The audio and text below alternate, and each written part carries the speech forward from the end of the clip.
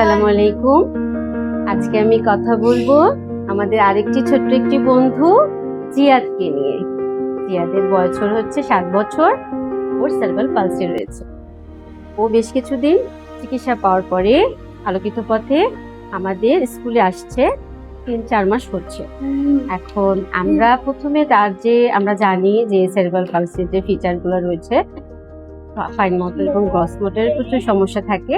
আমরা প্রথমে fine motor যে কমপ্লিকেশনগুলো রয়েছে সেটা আইডেন্টিফাই করেছি। আমরা সেটা দেখেছি যে জিয়াদের প্রচুর ফাইন মোটরে সমস্যা রয়েছে।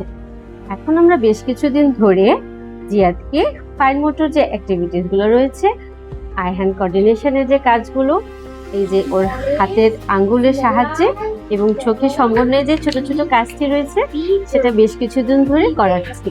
করানোর পরে আমরা এখন দেখতে পাচ্ছি যে ও এই ছোট ছোট জিনিসগুলো ধরতে পারে এবং চাপ দিয়ে সেটাকে এই পিনবোর্ডটা করার চেষ্টা করে। আমরা ইনশাল্লাহ আগামীতে আরো চেষ্টা করব যাতে করে ওর যে প্রি একাডেমিকের যে পারফরমেন্স যেটা রয়েছে সেটা তো সবগুলোই আমরা জানি যে ঘুম থেকে উঠে ঘুমানো পর্যন্ত যত কাজ আছে সবগুলো থেকেই ফাইন মোটর অ্যাক্টিভিটিস আমাদের করতে হয়।